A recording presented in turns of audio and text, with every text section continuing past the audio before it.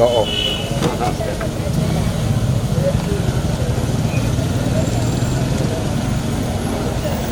Sorry.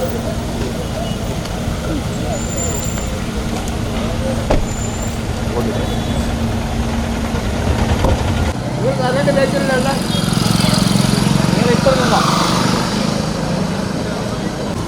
ഓരോ അങ്ങ് നോക്കിയിരിക്കുന്ന അയ്യോ അതാരാ നിങ്ങൾ ഇതിനകത്ത് നിൽക്കുന്ന ഓരോ കാണുന്നില്ല നിങ്ങൾ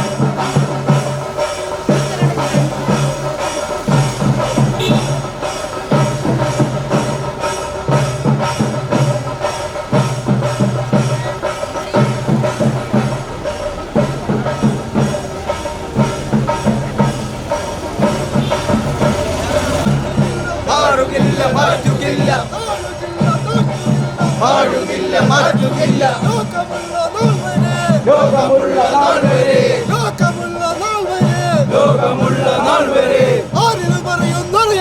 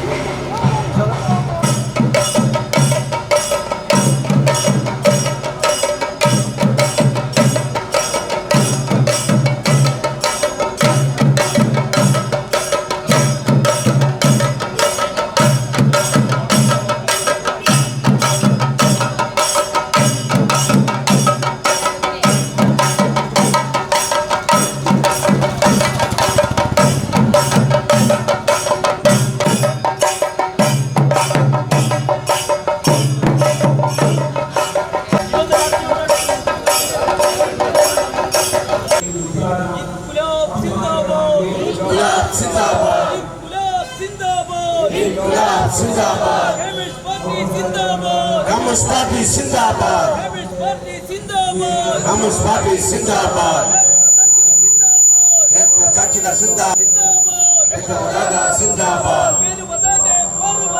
വേര് പതാകെ വേര് പതാകെ വേര് പതാകെ പാറു പതാകെ വാനി ഉയർന്ന് പറക്കും പതാകെ വാനി ഉയർന്ന് പറക്കുമ്പോ വാനി ഉയർന്ന്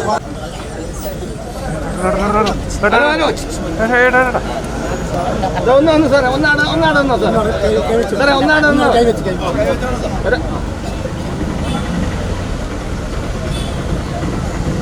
വർഗം ഞെട്ടട്ടെ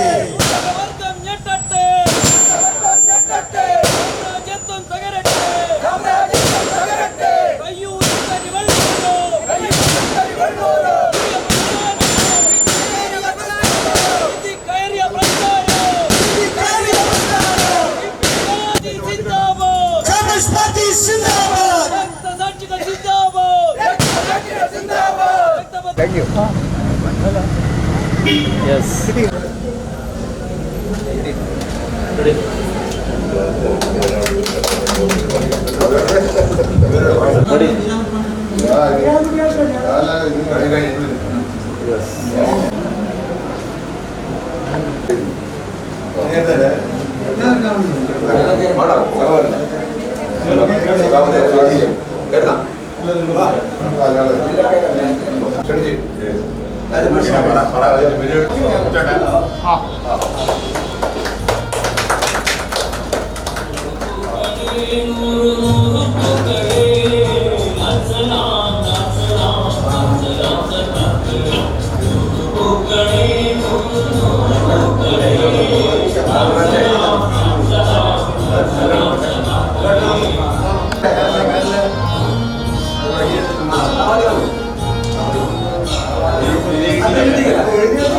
കമ്മ്യൂണിസ്റ്റ് പാർട്ടിയുടെ പ്രവർത്തകരുടെ പ്രതിനിധിയായി ഞാനിവിടെ നിൽക്കുന്നത്. കമ്മ്യൂണിസ്റ്റ് പാർട്ടിയുടെ ആസ്ഥാന മന്ദിരത്തിന് സഖാവിൻ്റെ പണി പൂർത്തീകരിച്ച് 1987 കേരളത്തിലെ എക്കാലത്തെ KP കേളപ്പൻ മന്ദിരം ജനങ്ങൾക്കായി തുറന്നു കൊടുത്തത്. കമ്മ്യൂണിസ്റ്റ് പാർട്ടിക്ക് എന്ന കമ്മ്യൂണിസ്റ്റ് പാർട്ടിയുടെ നേതാവിൻ്റെ ഒരു ഇന്ദ്രജാല പ്രകടനം പോലെ ഈ താങ്ങായി നിന്നത് ഇന്ദ്രപ്രയ സഖാവ് പൊക്കേട്ടനുണ്ടായിരുന്നു. അതേപോലെ തന്നെ നമ്മെ പിരിഞ്ഞു പോയ സഖാവ് CP കൃഷ്ണേട്ടൻ കൊണ്ടുപോകുന്നതിൽ ഞങ്ങൾക്ക് ചില വീഴ്ചകൾ സംഭവിച്ചിരുന്നു. എന്നാൽ KP കേളപ്പൻ സ്മാരക മന്ദിരം ഇപ്പോൾ നവീകരിക്കാൻ കാരണം അതിൻ്റെ കാലപ്പഴക്കത്തിൻ്റെ ചില പ്രയാസങ്ങളായിരുന്നു. അതിനും ഞങ്ങൾക്ക് മാർഗദർശിയായിരുന്നത് വീരാൻകുട്ടി മാസ്റ്ററായിരുന്നു. ഗ്രന്ഥാലയവും പാർട്ടി ഓഫീസും രണ്ടായി കാണണമെന്നും അദ്ദേഹത്തിൻ്റെ നിർദ്ദേശമായിരുന്നു. അത് ഞങ്ങൾ ശിരസ വഹിക്കുകയും ഈ ചെമ്മരത്തൂരിലെ എല്ലാ ജനങ്ങളെയും ഞങ്ങൾ സമീപിച്ചിട്ടുണ്ട്. ഈ വേളയിൽ ഞങ്ങൾക്ക് പറയാനുള്ളത്, ഈ സ്മാരക മന്ദിരം പടുത്തുയർത്താൻ ഞങ്ങൾ ജനങ്ങളെ സമീപിച്ചപ്പോൾ ചിലപ്പോഴൊക്കെ ചില ആളുകൾ പറഞ്ഞിട്ടുണ്ടാകും, നിങ്ങൾ ഭരിക്കുന്ന പാർട്ടിയുടെ ആളുകളല്ലേ, നിങ്ങൾക്കെന്തിനാണ് പൈസ? എന്നാൽ ഞങ്ങൾ ഹൃദയത്തോട് പറയുകയാണ്, ഒരാളുടെയും തെറ്റായ വഴികളിലൂടെ ഭരണത്തിൻ്റെ ഒരു സ്വാധീനവും ഞങ്ങൾ ഉപയോഗിച്ചിട്ടില്ല. ഈ ചെങ്കൊടി ആരുടെ കാൽക്കീഴിൽ ഞങ്ങൾ താഴ്ത്തി വെച്ചിട്ടില്ല. ഈ പ്രദേശത്തെ മുഴുവൻ ആളുകളുടെയും ഹൃദയത്തിൽ നിന്ന് അവർ തൊട്ട് നൽകിയ സംഖ്യ സ്വരൂപിച്ചാണ് ഞങ്ങൾ ഈ കെട്ടിടം പുനർനിർമ്മിച്ചിട്ടുള്ളത്. അതുകൊണ്ട് ഈ നവീകരിച്ച കെട്ടിട ഉദ്ഘാടന പരിപാടിയിൽ പങ്കെടുത്ത മുഴുവൻ ആളുകളെയും ആദ്യമായി ഹാർദമായി സ്വാഗതം ചെയ്യുന്നു. ഈ ചടങ്ങ് ഉദ്ഘാടനം ചെയ്യുന്നത് സഖാവ് മുല്ലക്കരയാണ്. വാക്കുകളെ പൂക്കളാക്കുന്ന മുല്ലക്കര എന്നാണ് സാധാരണ ജനങ്ങൾ പറയുന്നത്. കേരളത്തിൻ്റെ പ്രിയങ്കരനായ കൃഷിമന്ത്രിയായിരുന്നു. കമ്മ്യൂണിസ്റ്റ് പാർട്ടിയുടെ സംസ്ഥാന എക്സിക്യൂട്ടീവ് മെമ്പറുമായിട്ടുള്ള സഖാവ് മുല്ലക്കരയെ ഈ നാടിനു വേണ്ടി ഏറ്റവും സ്നേഹത്തോടെ ഞങ്ങൾ സ്വാഗതം ചെയ്യുന്നു.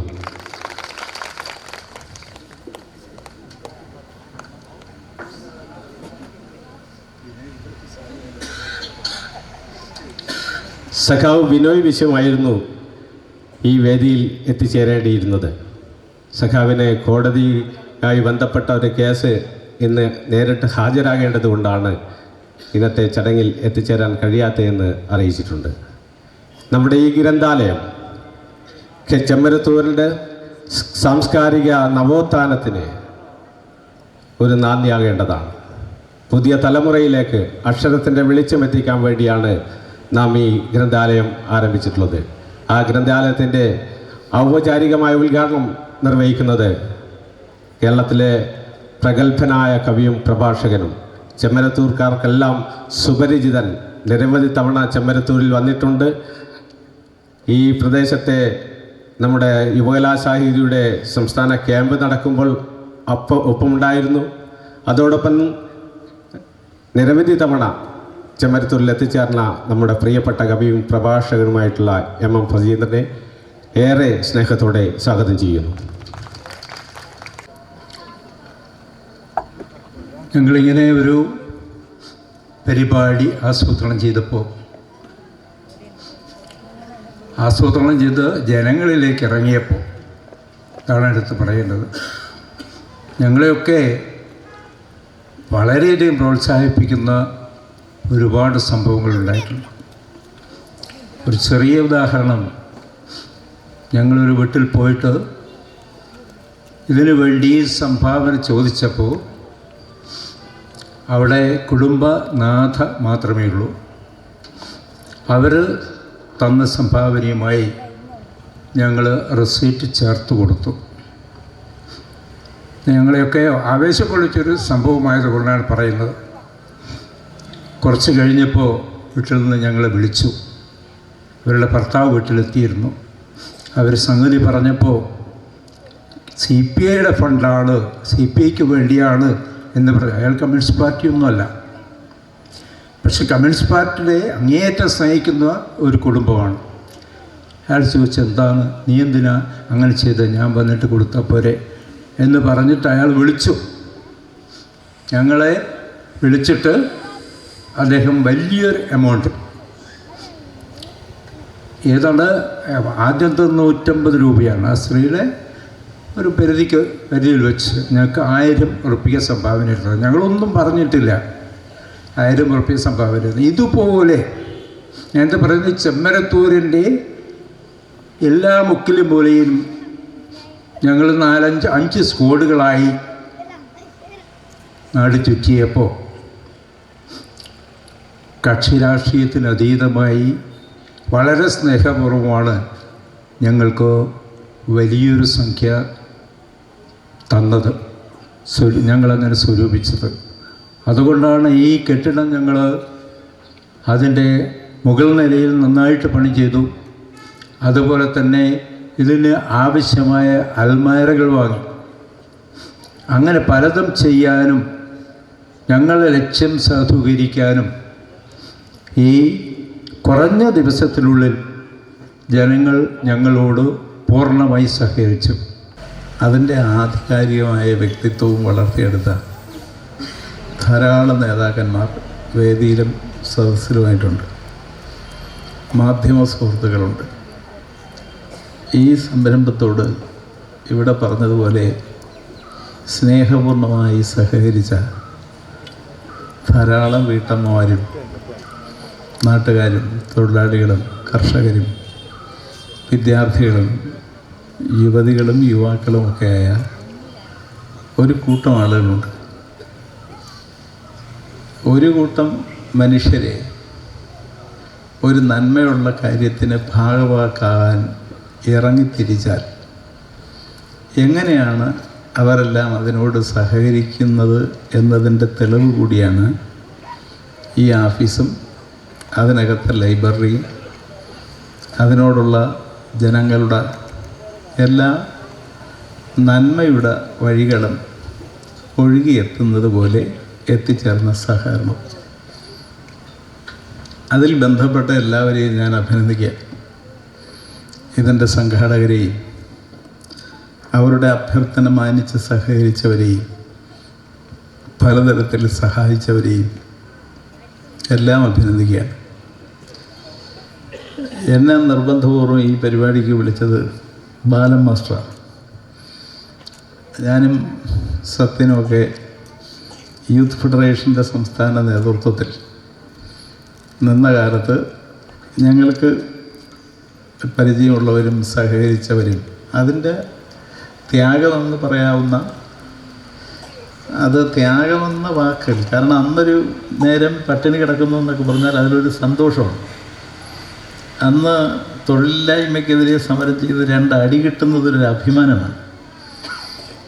കാസർഗോഡ് നിന്ന് തിരുവനന്തപുരം നടക്കുന്നത് കാലിൽ തേയുന്നതല്ല, ഈ നാടിനെ അറിയുന്നതാണ്, നമ്മളെ നാട്ടുകാരും അറിയുന്നതാണ്. അത്തരം ഒരു ബന്ധത്തിലെ മനസ്സിൽ നിന്ന് മാച്ച് കളയാൻ പറ്റാത്ത ഒരു സൗഹൃദം ഈ ബാലൻ മാസ്റ്ററുമായിട്ടുണ്ട്. അപ്പം ബാലൻ മാസ്റ്റർ ഇങ്ങനെ നിർബന്ധമായി വിളിച്ചപ്പോൾ എനിക്ക് സത്യത്തിൽ വലിയ ആരോഗ്യമൊന്നുമില്ല, ഇങ്ങനെ യാത്ര കടന്നു വന്ന് പ്രസംഗിച്ച് പോകാനെങ്കിലും ബാലൻ മാസ്റ്ററുടെ ഒരു സൗഹാർദ്ദപൂർണമായ സമ്മർദ്ദം ഉണ്ടായാൽ ഒഴിയാൻ പറ്റില്ല. അങ്ങനെ ഞാൻ ബിനോയി ഏറ്റ ഒരു പരിപാടിയിൽ ഇവിടെ വന്നു ചേരുകയായിരുന്നു. തീർച്ചയായിട്ടും വന്നു ചേരുന്നതിൽ ചെറിയ പ്രയാസമൊക്കെ ഉണ്ടെങ്കിലും ഇവിടെ വന്നപ്പോൾ നിങ്ങളെയൊക്കെ കാണുമ്പോൾ അതൊരുപാട് അനുഭൂതി ഉണ്ടാക്കുന്ന ഒരു മൂലധനം മനസ്സിൽ നിക്ഷേപിക്കുകയാണെന്ന് എനിക്ക് തോന്നുന്നു. എപ്പോഴും അങ്ങനെയാണ്. ഒരു ഗ്രാമത്തിൽ പോയി കമ്മ്യൂണിസ്റ്റ് പാർട്ടിയുടെയോ യൂത്ത് ഫെഡറേഷൻ്റെയോ മറ്റു വികസന സംഘടനകളുടെയോ ഒരു പരിപാടിയിൽ പങ്കെടുക്കുമ്പോൾ സാധാരണയുള്ള ഏറ്റുമുട്ടലാണ് ഇന്ന് ലോകത്ത്. ആ ഏറ്റുമുട്ടലിൽ താൽക്കാലികമായിട്ടെങ്കിലും ഭിന്നിപ്പിക്കുന്ന രാഷ്ട്രീയത്തിനാണ് ലോകത്ത് മുൻകൈ കിട്ടിയിട്ടുള്ളത്. അതുകൊണ്ടാണ് അമേരിക്കയിൽ ട്രംപ് ജയിച്ചത്, ഇന്ത്യയിൽ നരേന്ദ്രമോദി ജയിച്ചത്. പടിഞ്ഞാറൻ യൂറോപ്പിലെ പല രാജ്യങ്ങളിലും വലതുപക്ഷ വർഗീയ സ്വഭാവമുള്ള മനുഷ്യനെ ഭിന്നിപ്പിക്കുന്ന വിത്തിട്ട് അതിൻ്റെ ഒരു മുള പൊട്ടി വളരുന്ന സാഹചര്യത്തിൽ അവരെല്ലാം ജയിക്കുന്നത്. ഇപ്പോൾ ട്രംപ് ജയിക്കാനുള്ള കാരണമായി എല്ലാവരും പറയുന്നത്, അദ്ദേഹം അമേരിക്കക്കാരോട് പറഞ്ഞു അമേരിക്ക അമേരിക്കക്കാർക്കുള്ളതാണ്. അമേരിക്ക അമേരിക്കക്കാർക്കുള്ളതാണെന്ന് തോന്നിയാൽ നമുക്ക് തോന്നും അതിലൊരു ശരിയുണ്ടെന്ന്. ഈ അമേരിക്കക്കാരെന്ന് പറയുന്ന ട്രംപ് ഉദ്ദേശിക്കുന്നവർ അമേരിക്കയിൽ എത്തിയിട്ട് ഒരു 3-4 നൂറ്റാണ്ടേയാവും. യഥാർത്ഥ അമേരിക്കക്കാരനെ വംശനാശം വരുത്തിയാണ് ഇന്ന് ട്രംപ് അമേരിക്കക്കാരെന്ന് പറയുന്നവരെ അവിടെ സർവാധികാരത്തിൻ്റെ കിരീടം എടുത്ത് വെച്ച് പ്രതിഷ്ഠിച്ചിട്ടുള്ളൂ. അപ്പോൾ അവരുടെ ഉള്ളിൽ ഒരു വികാരം ഉണ്ടായി, ഞങ്ങൾക്കുള്ളതല്ലേ അമേരിക്ക. അതുകൊണ്ട് ട്രംപ് പറഞ്ഞു, നിങ്ങളെ തൊഴിലില്ലാതാക്കുന്ന, നിങ്ങളെ സമ്പത്ത് കൊള്ളയടിക്കുന്ന, നിങ്ങളെ ദ്രോഹിക്കുന്ന എല്ലാവരെയും പുറത്താകും. അതാണ് ഏറ്റവും വലിയ വർഗീയത. അതൊരു വിഭജനമാണ്.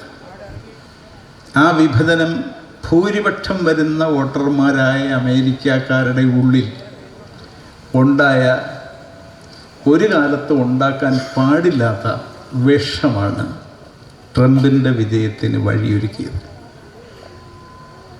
ഇത് തന്നെയാണ് ഇന്ത്യയിൽ നരേന്ദ്രമോദിയുടെ വിജയത്തിനും വഴിയൊരുക്കിയത്.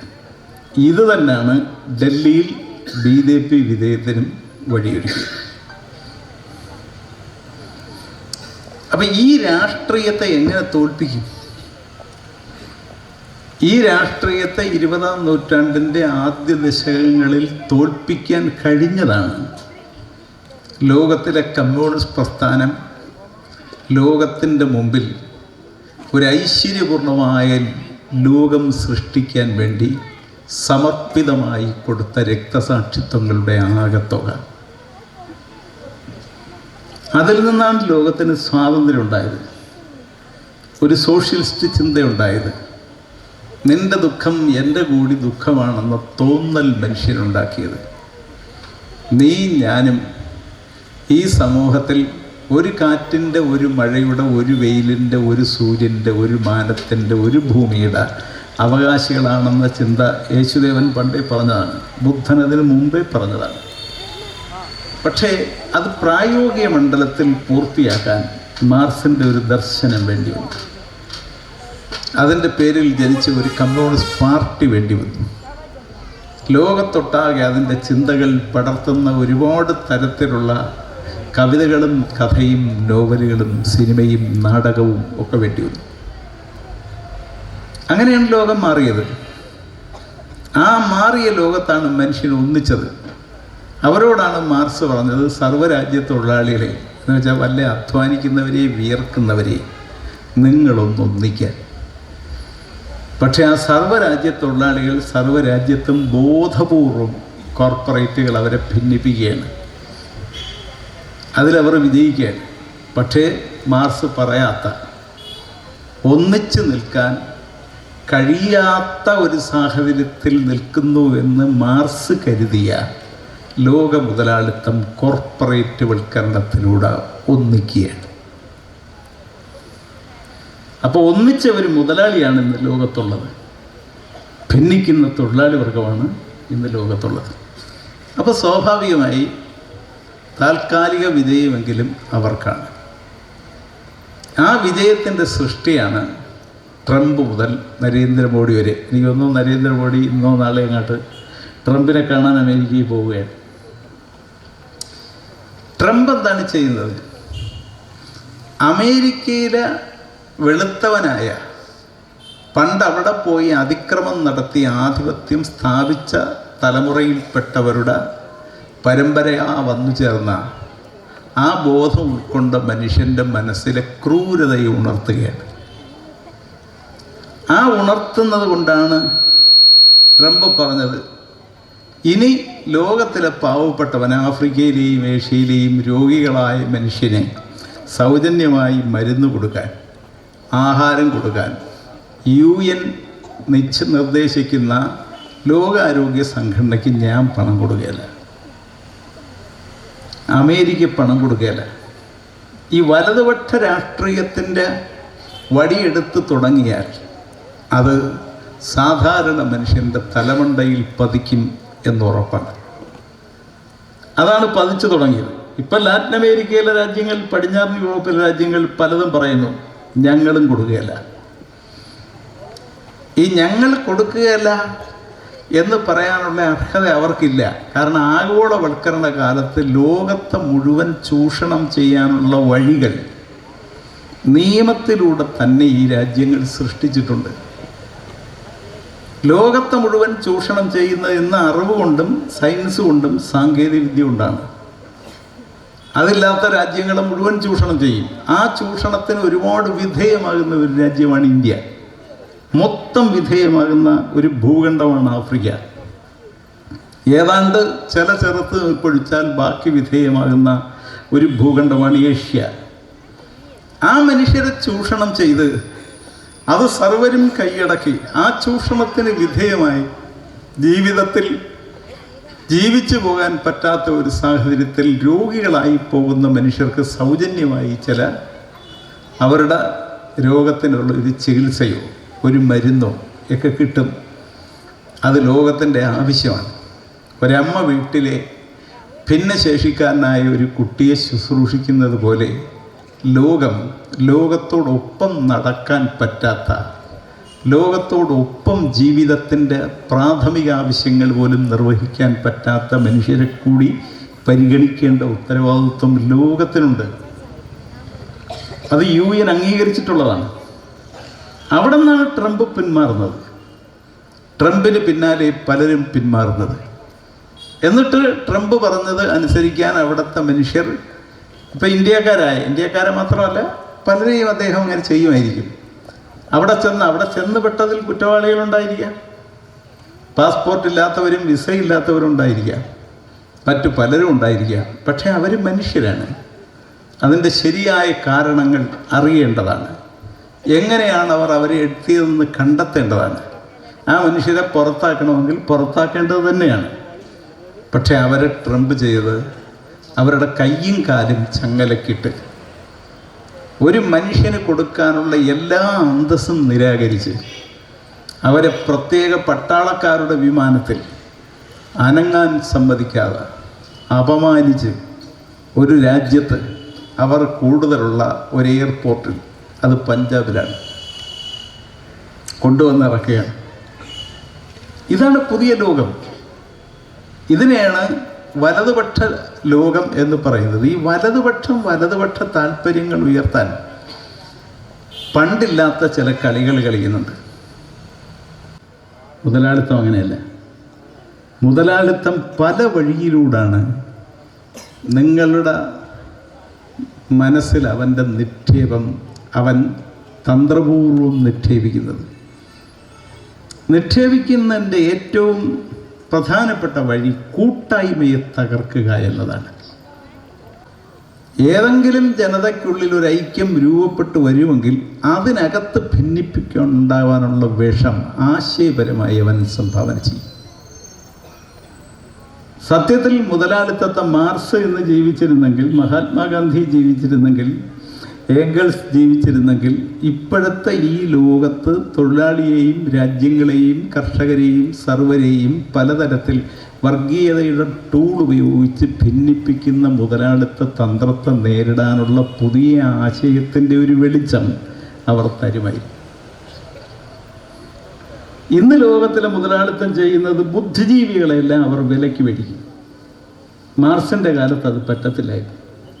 അങ്ങനെ വിലയ്ക്ക് മേടിക്കാനുള്ള ശക്തി മുതലാളിത്തത്തിനുണ്ടായിരുന്നില്ല. അതുകൊണ്ടാണ് കെന്നഡി ഒരിക്കൽ അമേരിക്കയിലെ പത്രക്കാരുടെ ഒരു സമ്മേളനത്തിൽ അദ്ദേഹം പ്രസിഡൻ്റായിരിക്കുമ്പോൾ അദ്ദേഹം പ്രസംഗിച്ചു. അദ്ദേഹം പറഞ്ഞു, നിങ്ങൾ മുതലാളിമാരോട്, പ്രത്യേകിച്ച് പത്രമുതലാളിമാരോടും മാർക്സിന് ഇത്രയേറെ വിരോധം ഉണ്ടാവാനുള്ള കാര്യം അദ്ദേഹം സഹിച്ച വേദനയാണ്. എന്നിട്ട് കളിയാക്കി കെന്നഡി പറഞ്ഞു, നിങ്ങളന്ന് ആ പാവപ്പെട്ട മനുഷ്യൻ ജോലിക്കൊന്നും പോകാതെ ലേഖനമെഴുതി നിങ്ങൾക്ക് പ്രസിദ്ധീകരിക്കാൻ തന്ന് നിങ്ങളത് പ്രസിദ്ധീകരിച്ച് അദ്ദേഹത്തിന് കൊടുത്തിരുന്ന ചെറിയ ഓണറേറിയം ഒരു 3 ഇരട്ടി കൊടുത്തിരുന്നെങ്കിൽ അദ്ദേഹത്തിൻ്റെ മക്കൾ മരിക്കില്ലായിരുന്നു. അദ്ദേഹത്തിൻ്റെ 3 മക്കൾ അങ്ങനെ മരിച്ചില്ലായിരുന്നെങ്കിൽ നിങ്ങളോട് അദ്ദേഹത്തിന് ഇത്രയേറെ വിരോധം ഉണ്ടാകത്തില്ലായിരുന്നു. കളിയാക്കിയാണ് പറഞ്ഞതെങ്കിലും അതിലൊരു സത്യമുണ്ട്. അന്ന് ബുദ്ധിജീവികളെ വിലക്കെടുക്കാനുള്ള തന്ത്രമൊന്നും മുതലാളിത്തത്തിൻ്റെ കൈവശം ഉണ്ടായിരുന്നില്ല. നിങ്ങളൊന്ന് ആലോചിച്ച് നോക്ക്, കേരളത്തിലെ തന്നെ ദൃശ്യമാധ്യമങ്ങളിൽ ഏതെങ്കിലും ഒന്ന് സ്വതന്ത്രമാണോ? ഇനി സ്വതന്ത്രമായിട്ട് ഏതെങ്കിലും ഉണ്ടെങ്കിൽ അത് കാണാതിരിക്കാനുള്ള തന്ത്രം അവരാവിഷ്കരിച്ചിട്ടുണ്ട്. എല്ലാം ലോക കോർപ്പറേറ്റുകളുടെ കൈവശമോ അവരെ നിയന്ത്രണത്തിലുള്ളവരുടെ കൈവശമോ ആണ്. കമ്മ്യൂണിസ്റ്റ് പാർട്ടിയുടെ ബ്രാഞ്ച് സമ്മേളനത്തിലും CPM-ൻ്റെ സമ്മേളനത്തിലും ഒന്നും പാർട്ടി നേതാക്കൻ വന്ന് പറയുന്നതല്ല ആളുകൾ വിശ്വസിക്കുന്നത്. വൈകിട്ട് നേരത്ത് നമ്മൾ കാണുന്ന ദൃശ്യമാധ്യമങ്ങളും പിന്നെ പ്രിൻ്റ് മാധ്യമങ്ങളും പറയുന്നതാണ്. ആ മുതലാളിത്തത്തിൻ്റെ കാര്യസ്ഥന്മാരാണ് ലോകത്തിലെ ഭരണാധികാരികൾ. അല്ലാതെ ട്രംപ് മുതലാളിമാരെ നയിക്കുകയല്ല, മസ്ക് ട്രംപിനെ നയിക്കുകയാണ്. നരേന്ദ്രമോദി അദാനിയെ നയിക്കുകയല്ല, അദാനി നരേന്ദ്രമോദിയെ നയിക്കുകയാണ്. അതായത് ലോകത്തിലെ ഭരണാധികാരികളെല്ലാം വമ്പൻ കോർപ്പറേറ്റുകളുടെ കാര്യസ്ഥന്മാരാണ്. ഈ പുതിയ ലോകത്താണ് നമ്മൾ ജീവിക്കുന്നത്. അപ്പം കേരളത്തിൽ 24% 60 വയസ്സിന് മുകളിൽ പ്രായമുള്ളവരാണ്. ആ 60 വയസ്സിന് മുകളിൽ പ്രായമുള്ള 94% വോട്ട് ചെയ്യാൻ പോകുന്നവരാണ്. എന്നാൽ 30 വയസ്സിന് താഴെയുള്ളവരിൽ 45% വോട്ട് ചെയ്യാൻ പോകാത്തവരാണ്. അപ്പോൾ ഈ പുതിയ കാലത്ത് നമ്മൾ എങ്ങനെയാണ് നേരിടുന്നത്? നമ്മുടെ ചെറുപ്പത്തെ അവർ കൈവശപ്പെടുത്തി. ആ ചെറുപ്പത്തിൽ വലിയൊരു പങ്ക്, കൗമാരക്കാരിൽ വലിയൊരു പങ്ക് ഗ്രാമങ്ങളിൽ പോലും മയക്കുമരുന്നിൻ്റെ പിടിയിലാണ്. പലരും വീടുകാരറിയാതെ അതിൻ്റെ കണ്ണികളാണ്. അത് ആൺകുട്ടികൾ മാത്രമല്ല, പെൺകുട്ടികൾ. സ്വാഗതം ചെയ്യുന്നു. ഈ ചടങ്ങ് മുല്ലക്കരയാണ്. വാക്കുകളെ പൂക്കളാക്കുന്ന കേരളത്തിന്റെ പ്രിയങ്കരനായ കൃഷിമന്ത്രിയായിരുന്നു. കമ്മ്യൂണിസ്റ്റ് സഖാവ് ബിനോയ് ആയി ബന്ധപ്പെട്ട ഒരു കേസ് ഇന്ന് നേരിട്ട് ഹാജരാകേണ്ടതുകൊണ്ടാണ് വേണ്ടതാണ്. പുതിയ തലമുറയിലേക്ക് അക്ഷരത്തിന്റെ വെളിച്ചം എത്തിക്കാൻ വേണ്ടിയാണ് വെച്ചിട്ടുള്ളത്. ആ ഗ്രന്ഥാലയത്തിന്റെ ഔപചാരികമായ ഉദ്ഘാടനം പ്രഗത്ഭനായ കവിയും പ്രഭാഷകനും ചെമ്മരത്തൂർക്കാർക്കെല്ലാം സുപരിചിതൻ സാഹിതിയുടെ സംസ്ഥാന ക്യാമ്പ് നടക്കുമ്പോൾ ഒപ്പമുണ്ടായിരുന്നു. ഇത്തവണ ചെമ്മരത്തൂരിൽ എത്തിച്ചേർന്ന നമ്മുടെ പ്രിയപ്പെട്ട കവിയും പ്രഭാഷകനും ഇതെനിക്ക് കൂടി കയറാവുന്നതാണെന്ന് തോന്നുന്നു. നിലവിലൊരു പാർട്ടി ഓഫീസ് വി രാഘവൻ ഉണ്ടാക്കുന്ന അവകാശം എന്ന് പറഞ്ഞു. വലിയ പാർട്ടി ഓഫീസ് ഉണ്ടാക്കരുത്, ഉണ്ടാക്കിയ